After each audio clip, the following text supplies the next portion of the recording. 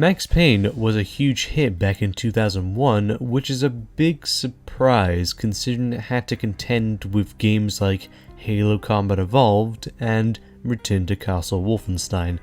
It pulled through and sold over 5 million copies. After 5 years in development, Remedy had finally made their masterpiece. Remedy were in talks with Rockstar Games, the creator of the Grand Theft Auto series, to port the game to consoles. Rockstar then offered to buy the Max Payne license. Remedy agreed, and Rockstar gave them twice the budget to work with on a sequel to Max Payne. Rockstar allowed Remedy to do whatever they wanted as long as it was completed in a certain time. Which sounds fair to me. You already made a great game, and since you're making a sequel to it, you already have something to build off of instead of making something entirely new. Max Payne 2 received glowing critical acclaim upon release. Unfortunately, the game didn't sell too well. Remedy has said that both games sold 7 million copies together. Since Max Payne 1 sold 5 million, we know that 2 million of those copies was Max Payne 2. Which isn't bad, but it's not what Take-Two Interactive wanted. But it wasn't a big loss, since the year afterwards, Rockstar would then release their biggest game yet, GTA San Andreas, and it would shatter all kinds of records. Plus, Max Payne 2 was developed to be the end of the series, and so that was the end of the series. That was 15 years ago. How does Max Payne 2 The Road Warrior hold up today? Well, there's only one way to find out. So, Max Payne Chapter 2 starts off with a previous section featuring the new faces of the cast.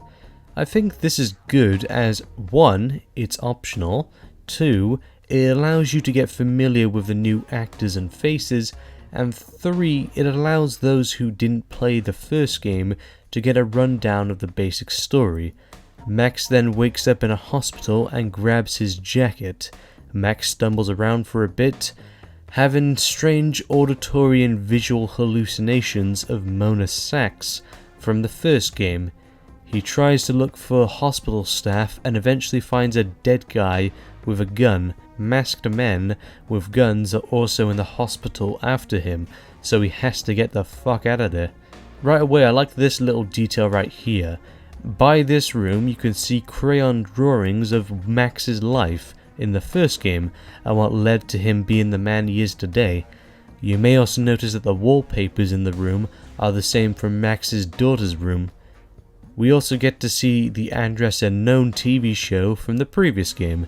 They are airing an entire season over the course of the game, and you can watch every episode of it if you want to. Max then heads down in the elevator and finds Jim Bravura from the first game. Jim gets shot, and then a masked man shoots an explosive pipe, which blows up the elevator and causes Max to lose both of his guns. Max then comes across the corpse of Detective Winterson. The game then flashes back. Max Payne 1 was pretty neo-noir, but this game is putting the neo-noir up to 11. Anyway, I think now is a good time to talk about the gameplay.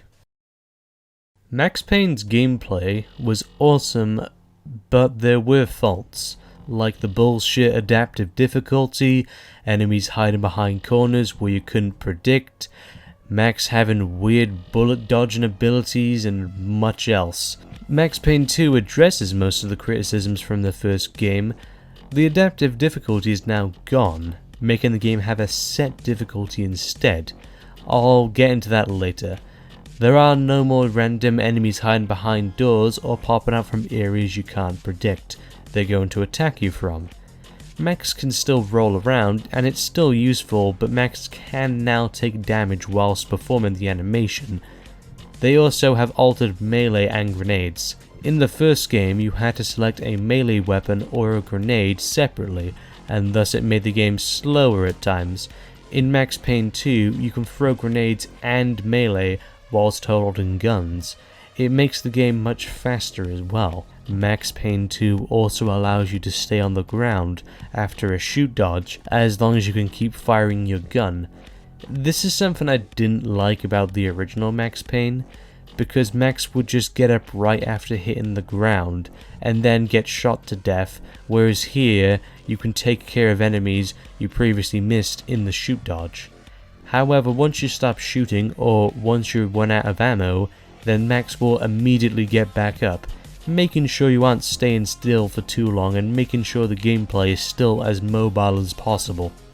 As I said in the previous video, Max Payne's gameplay is like a 3D bullet hell, and Max Payne 2 reinforces that even more with a change made to the bullet time mechanic. I made a whole video about this, but in Max Payne 2, as you kill more people in bullet time, time slows down and Max moves faster. I calculated that Max moves at 47.25 meters per second, which is almost 4 times as fast as Usain Bolt's fastest recorded speed. I like this change because it makes the game feel a bit more like John Woo action films, and the bullets are even faster and more accurate in this game, so it really is a bullet hell in this game. In fact, Max Payne 2's weapons have been altered in a way so that you can play the game like a John Woo film, or you can play it like John Wick, since it's much easier to line up some headshots in this game. I prefer to play John Woo style. I mean, what's more fun than running into a room at 50 meters per second, painting the room with bullet holes, and watching bodies fly through the air? Nothing. They also added this bullet time reload, which at first makes Max do this little spin, which I like because it basically means you can avoid reloading, just like in a John Woo film. When you've killed enough people, the reload will slow down to 7% speed and do a 360-degree spin with some motion blur effects. I love it. I mean, not only does it look cool, but it can also help you out during a gunfight, because it gives you a second to get a complete view of your surrounding before you plan out your next move, and like I said, it basically removes reloading. Max also has infinite shoot dodge, which at first seems unbalanced, but at the same time, since you move so fast in this game, it means that shoot dodging actually makes you slower. But at the same time, it's not useless, since shoot dodging slows down time even more than regular bullet time, which allows you to land more shots on enemies and be more precise and take out enemies much faster. Apparently Remedy wanted the game to be more aggressive, so they built the game to have a more aggressive playstyle. I also like it because, as fun as Max Payne was, I felt like the game relied a bit too much on shoot dodging. So here it isn't as big, which I think is better. It just makes the game much faster and much more aggressive. Plus, you can actually have the AI follow you or stay in certain areas, which kinda reminds me of the AI in the original Half-Life. I do also like all the little secrets you can find. You can find stuff like hidden guns and some Easter eggs. I mean, stuff like this Super Mario reference.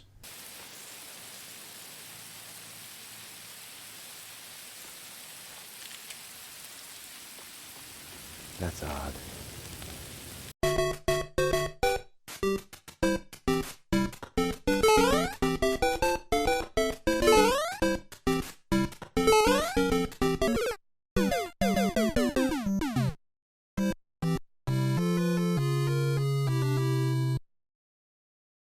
Or this hidden sex toy in this old woman's apartment. Or this reference to the Kung Fu mod from the original game. Or this reference to Grand Theft Auto.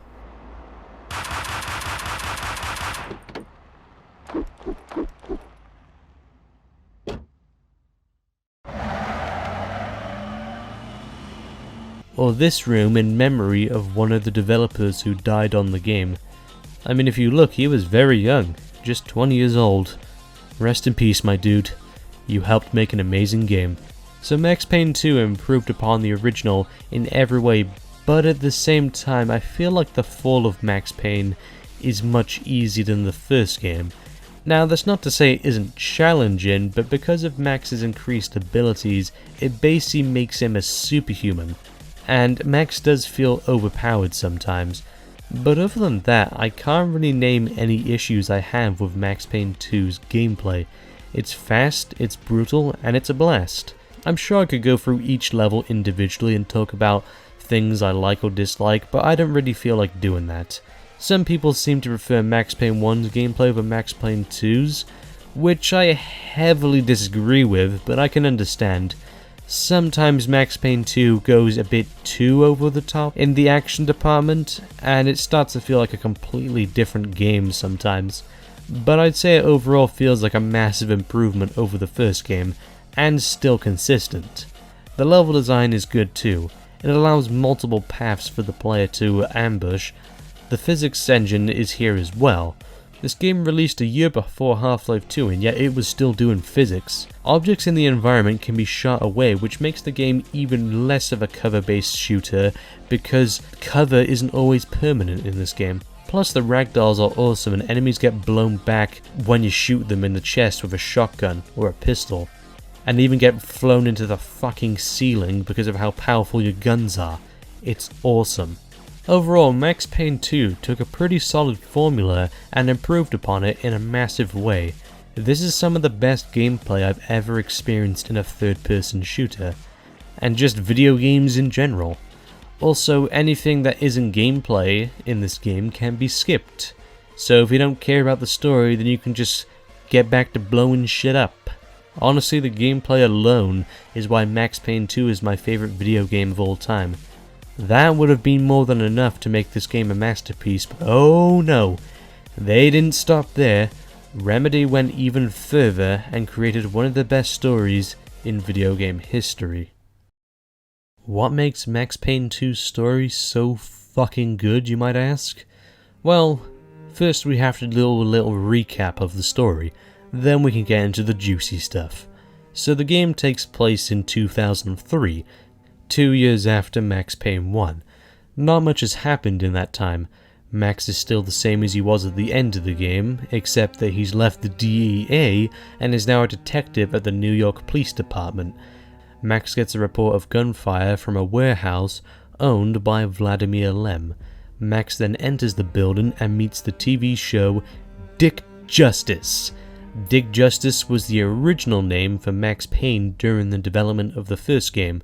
It's pretty funny actually.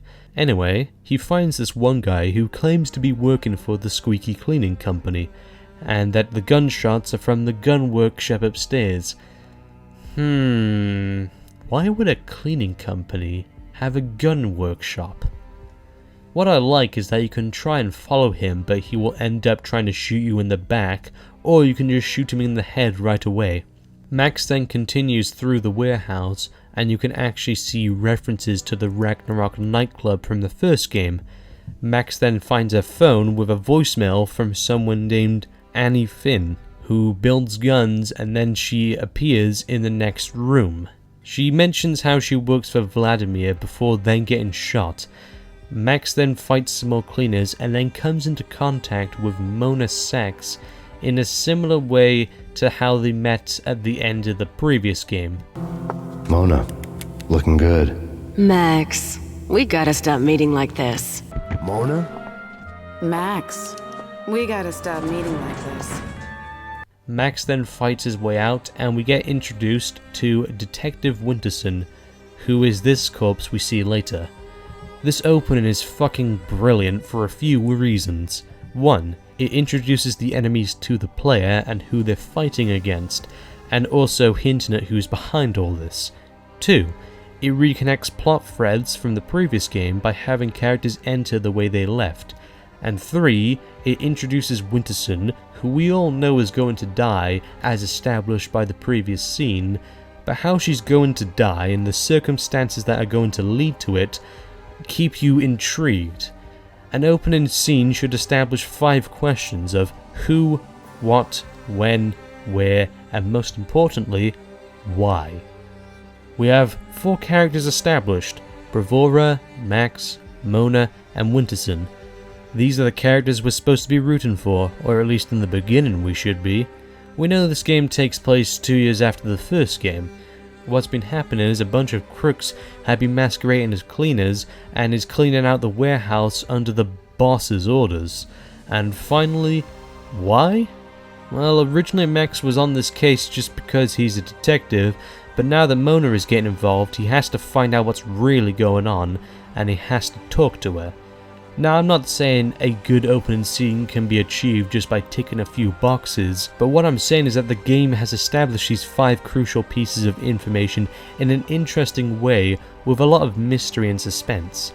It's also a great way to set the tone for the rest of the game. Max then decides to head to Vlad to get some answers, but along the way comes across an old friend, Vinny Gognitti, who is scared of Max Payne after what he did to him in the previous game. Max sorts out the Ragnarok Club, which is going to be turned into a restaurant by Vladimir Lem. Vlad and Vinny have some bad blood between each other and are at war.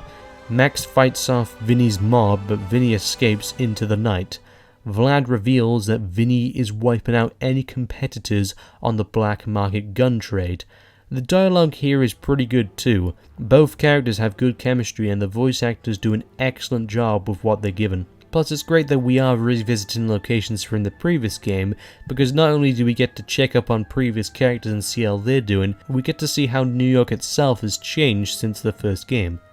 Another thing is that instead of always snowing, the game is always raining. We then get our first nightmare sequence with Max.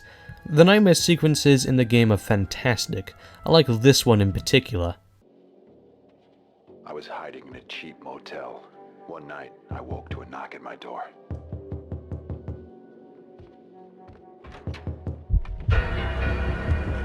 Someone slipped a note under the door. It's great that the sounds of the TV are happening in the real world and are actually affecting Max's dreams. He continues to the morgue where he finds Mona Sax's dead body. We see how Max feels about Mona and how he thinks that she should be dead. I mean, she was shot in the head after all. As we find out later through a phone sex line, Max has been thinking about Mona ever since she died and wants to be with her. But he fears that if he does that, then he will be hunted by the police and end up running in the dark. He even considers killing Winterson and Provora so he could be with Mona. To some, this feels a little awkward. Some may say that it's weird that Max has such feelings for Mona when they only had 2 scenes in the previous game, but I think Max truly believed that she was dead and he felt guilt over it. That was one of the major themes of the first game, guilt, and Max felt responsible for what he did. I think he feels like he led her into her own grave, and ever since then, he's had to live with the pain and torment of getting her killed. Now that she suddenly appeared again, alive and well, it throws him off. Now I do think that Max having sexual feelings towards Mona, as we see later, is done a bit too fast. I mean, the payoff to it is amazing, but what led there is a bit iffy. Max then wakes to a knock at his door, and it turns out to be Mona. Now have a look at the clothing that she's wearing. Red. Red can symbolize passionate love, seduction, violence, danger, anger, and adventure. All of these relate to Mona as a character, and it's a good example of visual storytelling. And one thing I think is a nice touch is that when Mona fully seduces Max, she no longer wears the red jacket, because the seduction process is already done. She doesn't need to wear it anymore because it doesn't symbolize what's going on. For the rest of the game after that, she wears a black top.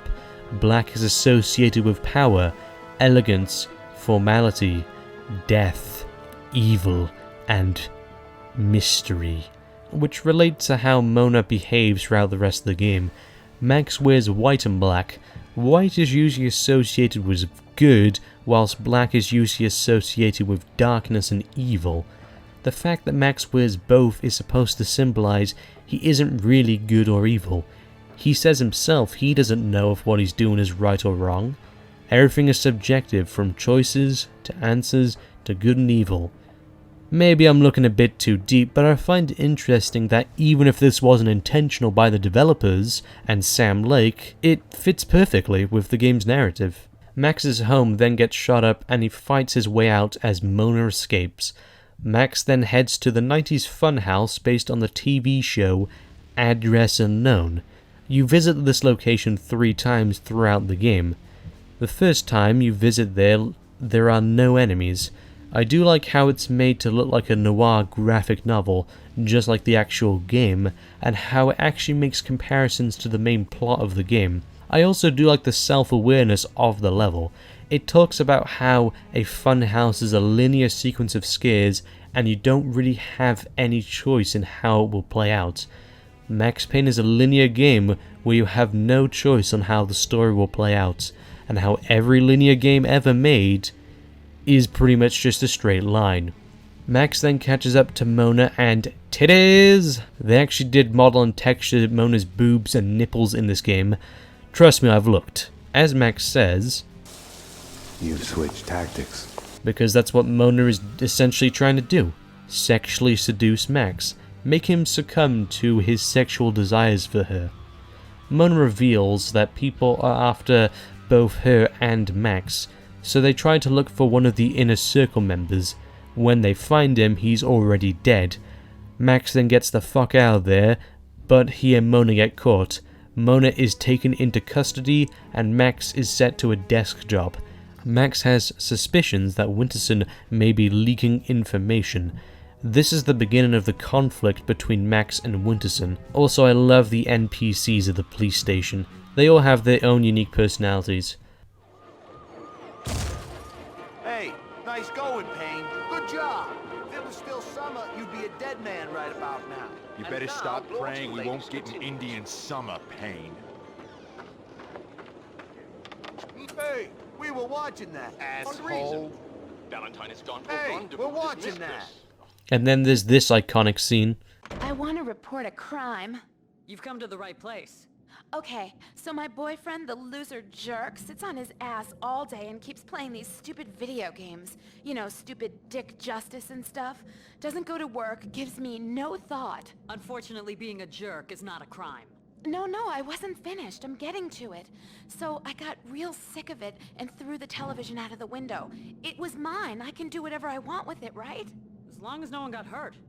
That's what I told him. He's my ex, really. But now the sicko's threatening to kill me.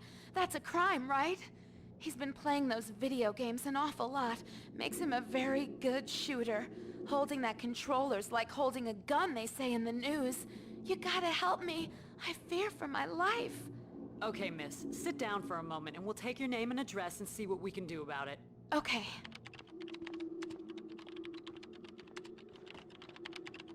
Did you hear that? Guns don't kill people. Video games kill people. Jesus. Welcome to New York City. You may also notice that in the projector room it shows a body, but it's the body of Max Payne, and it shows some of his dreams. Probably a hallucination. Max then talks to Mona Sachs, who tells him to call Alfred Woden. Max probably should have called him sooner, but Alfred Woden was also the one who caused the death of his wife and child, so I'm sure he's still pissed at Woden. A bomb goes off, which allows Mona to sneak free, and Max gets a gun and fights off some cleaners. Max then gets picked up by Vlad. I like how much foreshadowing there is for Vlad's plans later in the game and the fate of Vinny Gognitti. Vlad says that he would fuck Mona, which, I mean, who wouldn't, but this pisses off Max enough to not be on his side anymore. Max then meets up with Mona at her funhouse, where they bang and then start getting shot at before they then split up due to a break in the catwalk. This actually is foreshadowed earlier in the game. Earlier in the funhouse, when you walk across this same catwalk, you can hear it creak at how weak it is. Your other self suddenly falling silent. Max then fights his way out and concludes that the only way to track the cleaners down is to jump into one of their vans. Mona tracks Max to the site. The cleaners aren't wearing the outfits anymore because this is their base of operations, so they don't need disguises. Eventually the building blows up and Max falls out a 3-story window and survives. Yeah, beat that, John Wick. We then get to play as Mona, which is the only time in the entire series where you don't play as Max. Mona controls the same way as Max, but her gameplay is very different. She is a sniper and provides cover fire for Max. This actually works into the story, surprisingly. Max constantly views Mona as an angel, and here she is helping from above, just like an angel would, although that's far from what Mona is. They eventually get out of the pit and a confrontation happens, and this is so well done. The sound effects, the voice acting, the comic panel artwork, it's just fantastic. In fact, this scene is so awesome, I'm just gonna let it play out, because this is one of the best cutscenes in video game history. Stay out of this, Max. You're only making it worse. You've been suspended. She's one of them. She's here to kill me. I'm doing my duty. She is a fugitive murder suspect. I'm taking her in. She resists, she gets shot. As surely as the bullet rips through the victim's flesh, organ, and bone, it shatters the image of the man who presses the trigger. Easy. Back off, Payne. This is what I see when I look back. These moments. Blinding as snow. They kill you, change you. You die and live again. Remade. No, Mona. Winterson!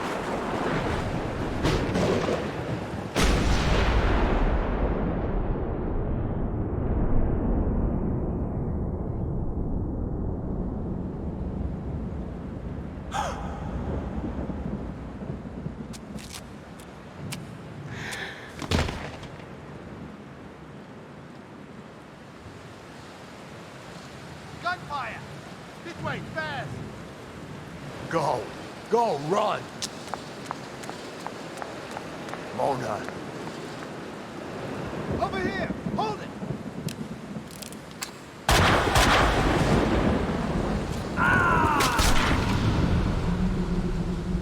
Detective Winterson!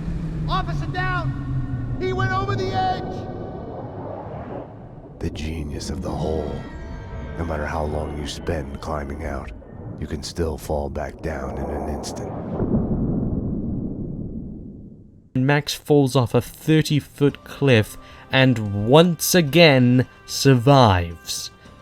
To be honest, Max Payne has never been about realism, and the only reason why he survives in certain scenarios like this is because if he didn't, there would be no story. Max then has another nightmare sequence where we all get to see the thoughts raging inside Max like a storm. We also see and hear his sexual desire for Mona. There is also this piece of text here, which changes from Mona sex to Max. Max then meets Mona and Winterson, and Mona talks about ending Max's life to save him some pain, but Max later says that if he gives up now, there will be no answers, there will be no resolution.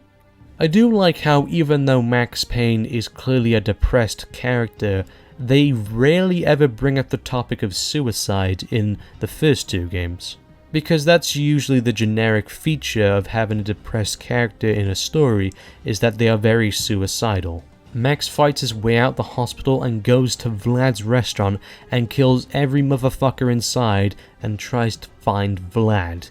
He then has all the evidence he needs to know that Vlad is the leader of the cleaners and that there is a bigger war going on than he imagined. He pretends to fight on the side of the mob until they realize it's Max fucking Payne, and then Max kills them all. He then finds Vinny Gognitti in a Captain Baseball Batboy costume, previously foreshadowed. There is a bomb in the suit, and if he tries to take it off, then boom! Captain Baseball Batboy was established in the previous game with Frankie the Bat Niagara. Max Payne 2 is a serious game, but it has moments of levity like this. The TV shows, Max's dry humor, and stuff like this. Also, some people have complained about a glitch where Vinny gets stuck in the doors, but that's never happened to me. He's always just gone through fine. Max then takes Vinny to Mona's funhouse so she can disarm the bomb. Vlad talks about how he hates that he has to shoot Max, but he's doing it because Max killed his lover, Winterson. If you actually look at Winterson's boards earlier in the game, she doesn't really seem to have any interest in any current police investigations. She only has two things that relate to her blind son. It's also this scene where we get a slight explanation for the bullet time mechanic in the Max Payne series. Einstein was right. Time is relative to the observer. When you're looking down the barrel of a gun, time slows down. Your whole life flashes by. Heartbreak and scars. Vlad then shoots Max point blank in the fucking face, and then sets off the bomb, leaving Max to die in a pool of his own blood and burn. Fortunately, Mona comes in and saves Max. We then get another nightmare sequence with Max, the final nightmare sequence. This one I quite like. We get to see a darker image of Max that we fight throughout the level. We even get to see why Vlad's arm was bad earlier in the game. It's because Mona fucked it up. Both Mona and Max then have one more thing to do. Kill Vlad.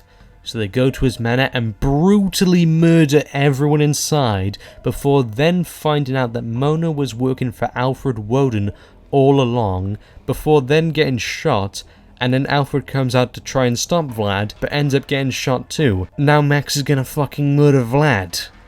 Max moves on his way through the mansion as Vlad constantly tells Max that he might as well be dead because he hates life and is depressed as fuck. Max then comes to the top and fucks Vlad up, and Vlad falls and burns to his death. We then get this shot, which is supposed to represent Max's and Mona's relationship, but I don't very much view it like that. Max then gets to Mona and she dies. This scene was actually shown at the beginning of the game and is actually shown multiple times throughout the game, but the camera was positioned in a way to make it look like Mona was standing up when she was actually lying on the floor. So basically all of the characters from Max Payne are dead, except Max himself. And it's also confirmed in a TV report in the game that Jim Bravura is actually alive after being shot up. A rescue team comes, and then we get the iconic closing line. I had a dream of my wife. She was dead, but it was all right. Beautiful.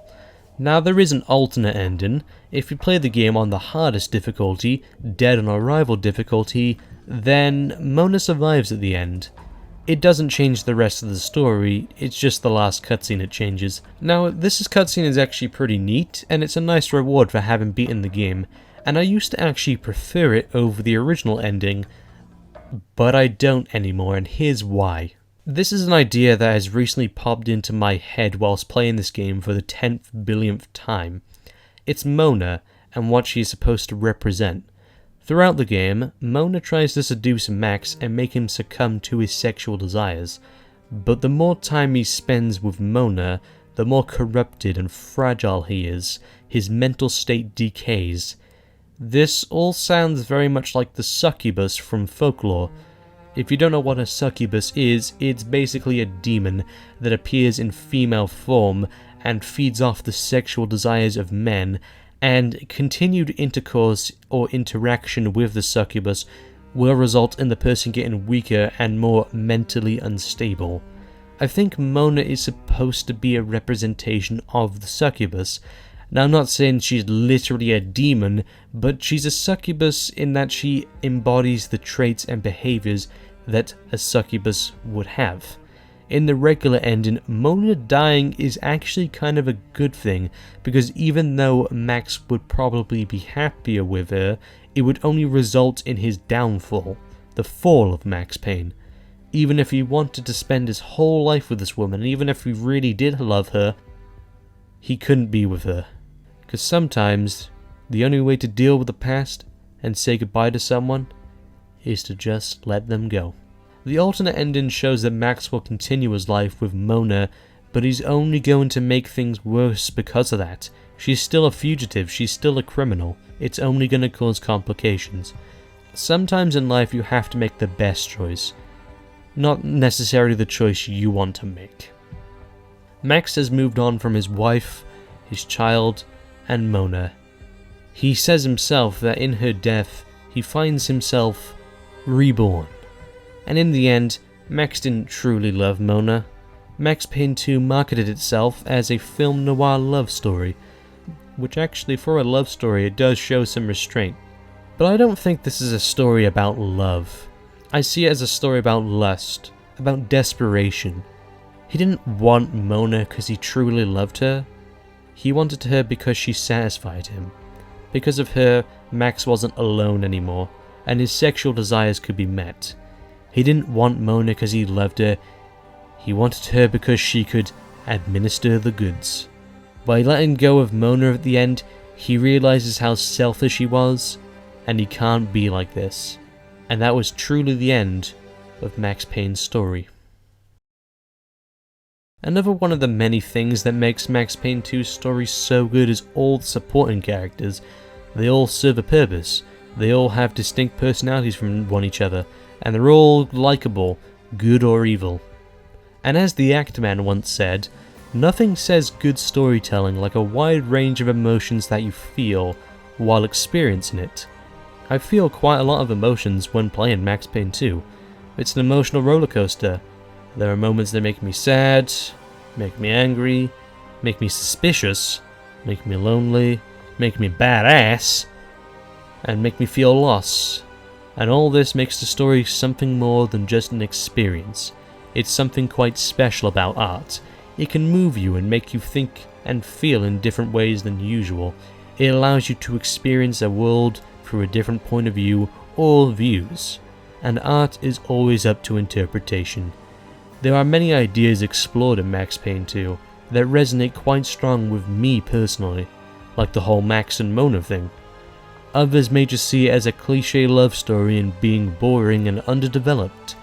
I see it as much more. It's something art should do. It should answer questions, but not every question. Part of what makes Max Payne 2's story so enjoyable is the mystery and the way details about the story are given. They don't shove it in your face and try to get you to understand. It treats you like a mature person and gives you enough details to get a basic idea of the story, while also leaving room for mystery and interpretation. And I love the comic panels in these games.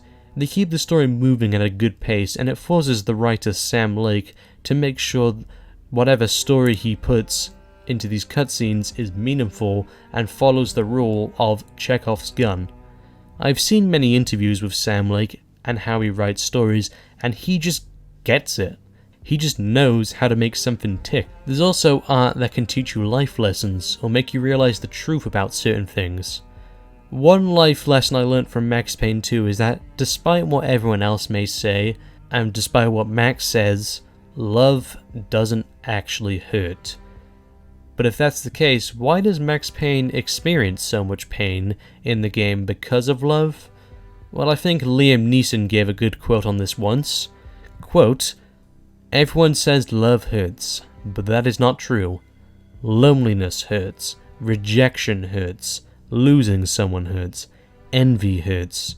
Everyone gets these things confused with love, but in reality, love is the only thing in this world that covers up all pain and makes someone feel truly wonderful again. Love is the only thing in this world that does not hurt." Unquote. Max flat out says that love hurts, but this isn't true. This is what Max envisions is love after spending 5 years experiencing nothing but pain and misery. He doesn't know what love is. He's completely alien to basic concepts. He can't understand good and evil because of who he became that night in 1998. He can't enjoy himself or even be happy because of what happened in 1998. All these concepts make Max completely alien to society in a way that is much more subtle than how Max Payne 3 did it. Without ranting on Max Payne 3, that's one of the major issues I had with it. It explored ideas that were already done better in Max Payne 2. Max Payne 2 also talks a lot about the past and how, no matter what you do, no matter how far you try to run from it, it will only get worse and come back to haunt you. The only way to fully deal with it is to confront it. Now, I have found this very true in my personal life. I can't fix what happened in the past, but I can correct my mistakes to save my future. I think this is also a great message for everyone. Don't just sit around and wait until the problem grows. Actually stand up and deal with it. There is also a lot of elevators in this game. To me, this represents a character both rising and falling. I mean, Max does talk about holes and falling a lot, so maybe this actually does tie in. Max also takes a lot of falls in the game. I guess that's why they called it the Fall of Max Payne, because not only is the character himself literally falling, he's also metaphorically falling due to Mona. He constantly loses his mental state and his reputation after helping her since she's a criminal, especially after he kills Winterson, and his supposed best friend betrays him. Even though Max lives at the end, he fell from who he previously was. But at the end of the game, he decides to move on with his life and try and reclaim who he previously was. He rises, he climbs out of the pit and out of the hole he constantly talked about. There also appears to be a theme of waking up, suggesting that Max needs to face reality and that he can't just live in his own imagination and keep living out his nightmares. He needs to realize that you can't just take everything at face value and need to dig a little deeper, because the world doesn't work the way Max it wants it to. He wakes up in the hospital, he wakes up in his apartment, and he wakes up at the funhouse. All three are locations that play a big role in the story of Max Payne 2. The hospital is where the game starts and where the corpse of Winterson rests. The apartment is where Max lives, and it's what gets blown up next, and shows that the enemies have been spying on Max, and the funhouse is where Mona Sachs lives. He seems to wake up in the most important parts of his life. I mean, that was also a thing in the first game where he woke up after being drugged, so I guess you could say it's kind of continuing a storytelling device established in the previous game. There are also times where it appears Max's subconscious is trying to fight off his lust for Mona, and sometimes his lust takes over. He even dreams about killing his wife for Mona. I mean, like, holy shit, dude. The pink flamingo constantly says she has dyed her hair red, implying that Mona is evil and Max should stay away from her. It's great stuff. Some people were annoyed that Sam Lake did not return as Max. I mean, someone who even made a mod because of it. I mean, don't get me wrong, I love Sam Lake and he will always be Max Payne to me, but having this face appear in a more serious story would only break it some more. I know some people say they prefer the original because of the charm of it, because even though the original game was quite amateur, it did have a unique feel. Max Payne 2 is more professionally done, and some would argue took away some of the charm the original had, because the amateur style wouldn't fit this game or this story. So to me, it's replacing the amateur style of the original with something just as good, if not better. I mean, there are comic panels that release today that do not have anywhere near the quality of artwork and storytelling this game has. I'd also like to point out how Max Payne 2 shows that you can create a fantastic story without sacrificing gameplay.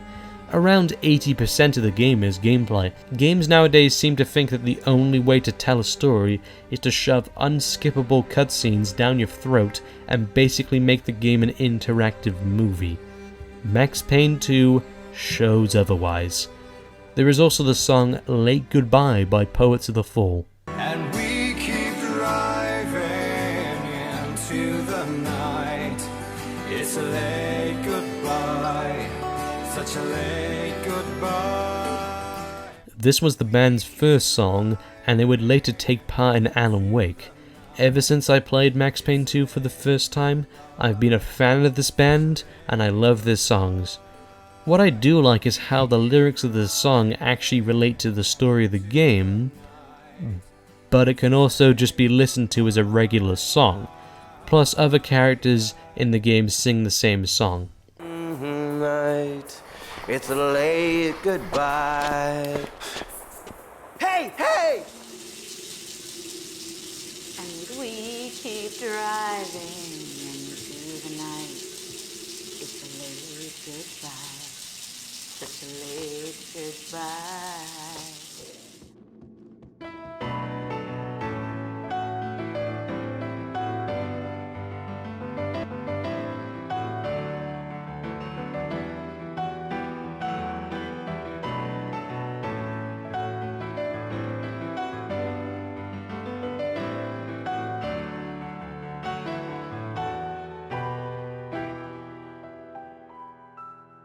In fact, the music in this game is much better and fits the tone better. And I like how the theme for each character has a different tone. Max's themes are lonely and depressed.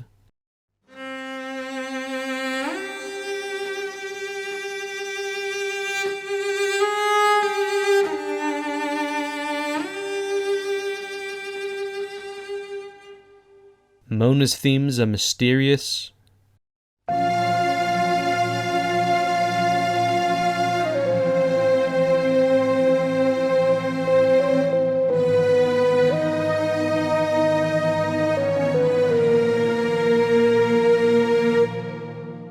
And Vlad's themes are villainous and suspicious.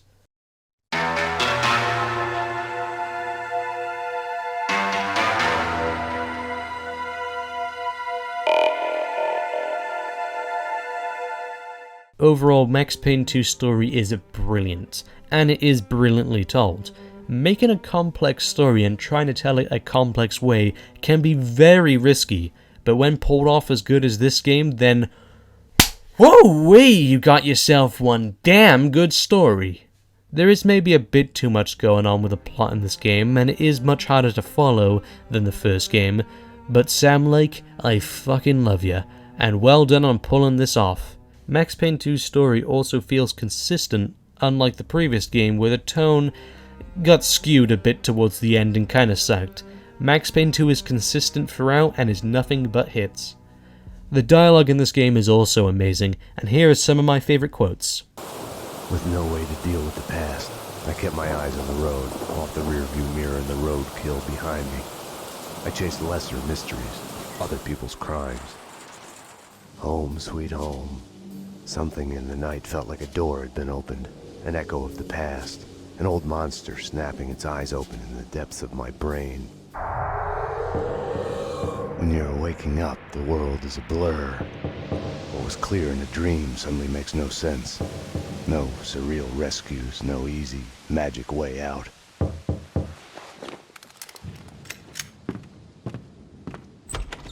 But you are awake. What are you doing? The million-dollar question I didn't have the answer to. I was mad. At myself, at Bravura, at Mona. Was she worth this?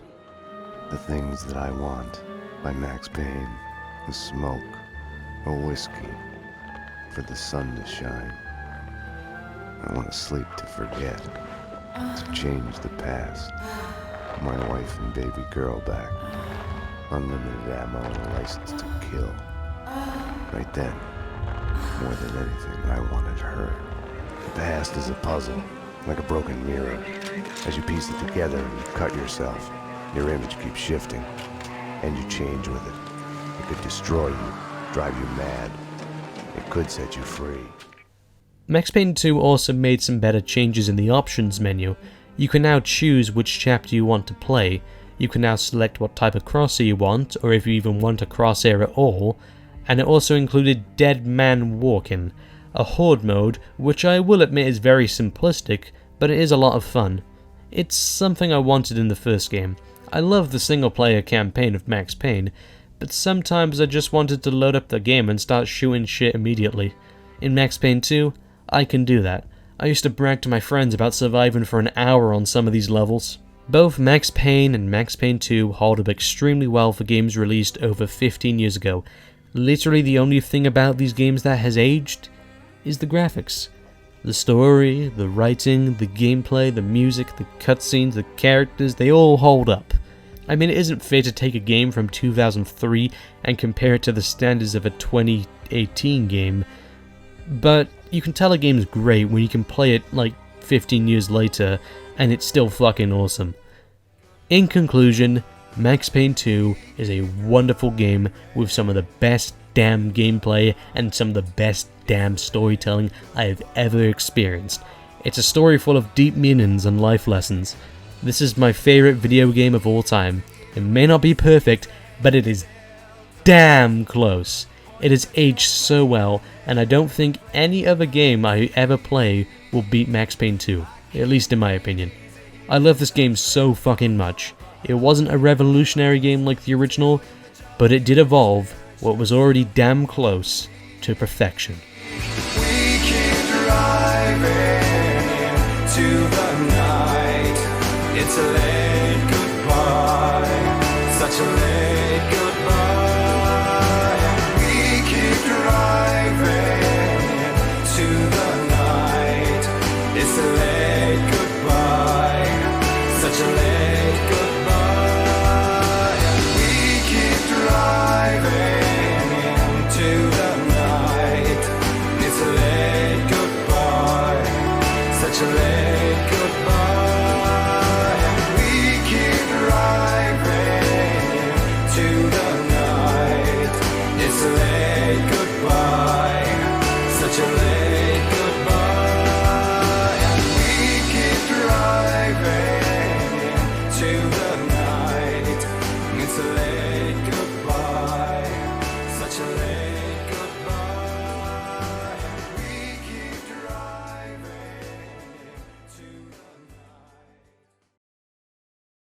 Fun fact, Max Payne 2 is the only game in the series to have a subtitle, The Fall of Max Payne.